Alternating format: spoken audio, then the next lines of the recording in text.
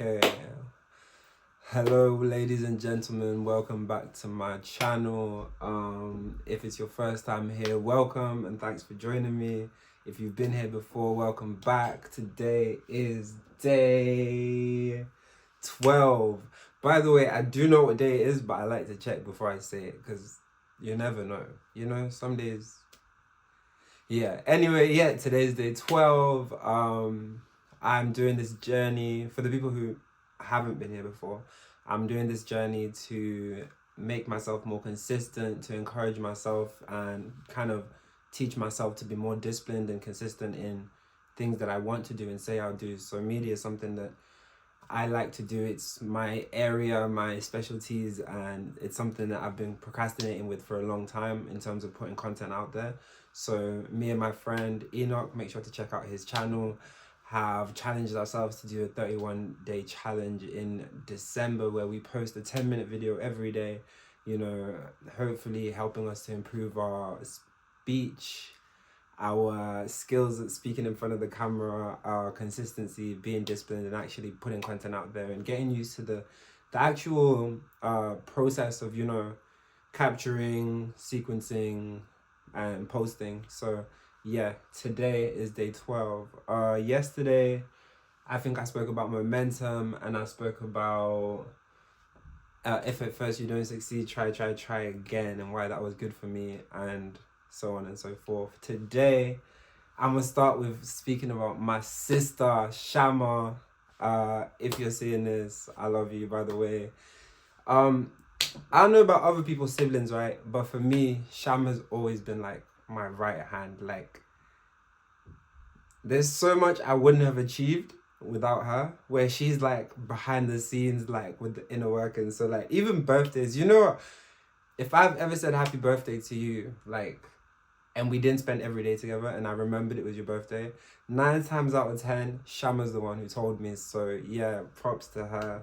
Everything that's important, like whatever I need to know, Shammah is literally like my news. She is my connect. Like without her, I really be lacking. So if you see me missing things, it's her fault, you know? Tell her, it's on her. She's like my actual reminder, like for real. She's held me down for so long.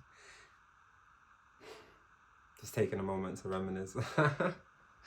But yeah, Shammah is literally one of the most amazing people I know. She, like, it's weird because obviously she's my little sister, so seeing her development is like the most maddest thing for me, because I remember when she was just like a tiny little kid and she was scared and she used to come to me with like like everything that went wrong, like Shekinah, this girl, I ain't gonna expose you, Shammah, but you know, she comes to me with her problems and I'd sort them out, and now she literally never comes to me with any problems really. She's got like, she's such a strong, like independent person, and she's such a loving person as well. Like I don't think I know anyone with a bigger heart. But yeah, Shammah, I love you, and I got around to talking about you, and literally wouldn't be here.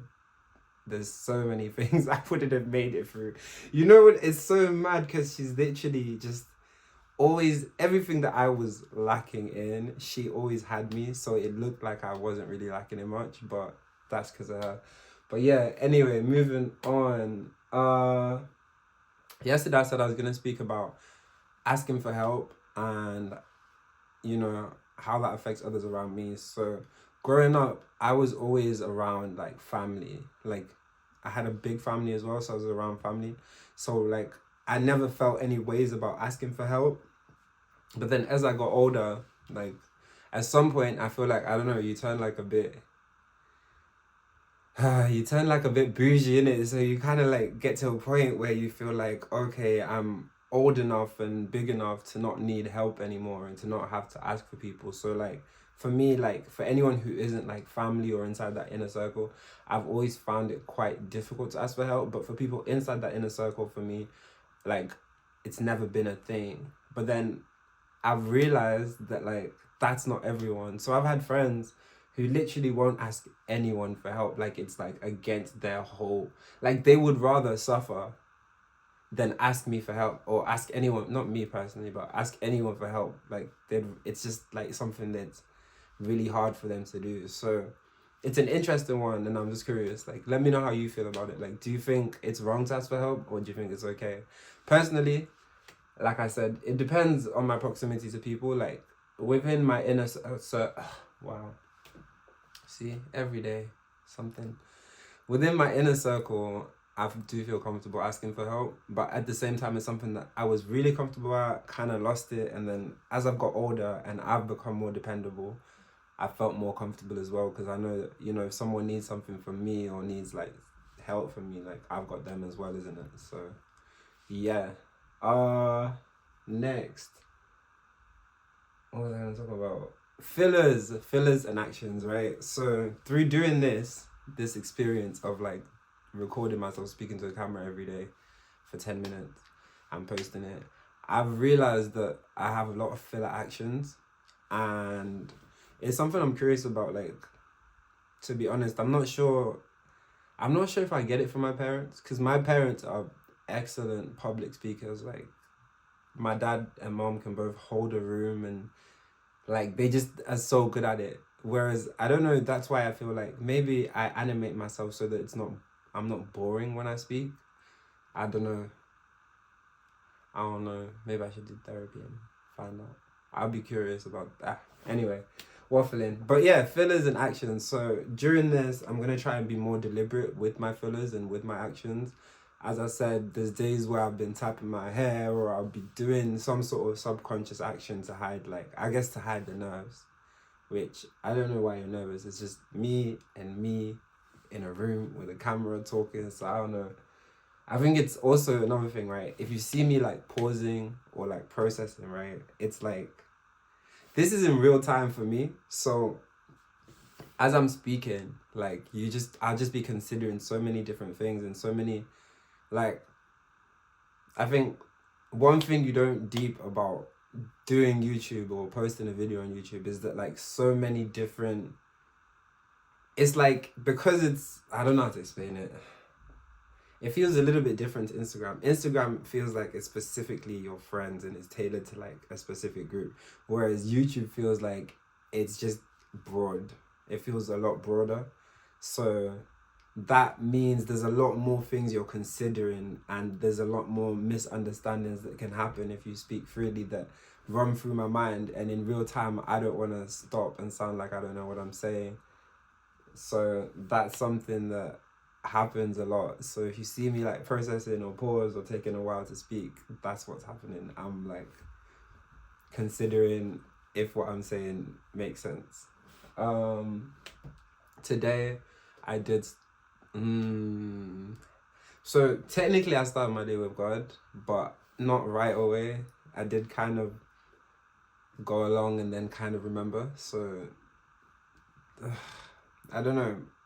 It counts, but I can do better, so I'm gonna do better. Yeah. What else is there for me to say? What did I want to say? Oh yeah, business wise, things are going really well for me right now. Actually, from doing this, it's kind of like pushed me to start being more proactive in my media as a whole. So like whether that's photography, videography, like whatever it is, it's just forced me to do it more. And it is what I wanted. That's the intention. It was to be more proactive, to start kind of putting more into this side of my life, if that makes sense. And that's actually, seeing it in real time is amazing. So yeah. And also I've had like a few people reach out and tell me, like, again, like, like I've said, any person telling you that they've seen a video, first of all, is really cool, because I feel like you don't really put it out with that intention of like, oh yeah, it's such and such is good. You just think, you know what, I'm just doing this for the fun of it and to push me in something I want to do. So any sort of feedback is a reward. So like, anyone who has reached out or said anything to me, thank you again. Like, you've really helped me to enjoy this process a lot more and to feel more comfortable when I'm speaking to the camera. I've got 20 seconds left. I think I've smashed it today. I think I've literally managed my time really well. Motto of the day. Okay, I'm always slow with this. Today's motto is... we don't have one. I don't have one. I don't have a motto today. And there's my alarm. Alright, I'm gonna think of one off the dome, right? Today's motto is be intentional. Be intentional for me means, like, sometimes you say you're gonna do something, or you hope to do something, or you even start to do something, or you do it, but in doing it, you kind of don't give it the full attention or respect that it deserves.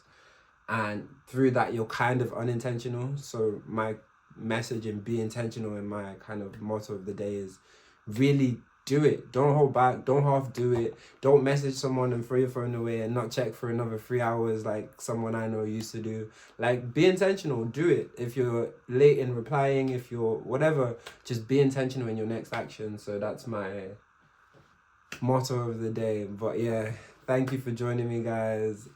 Today it's 9:06 when I'm finishing recording, so good timing. Hopefully the turnover is quick. But yeah, peace and love.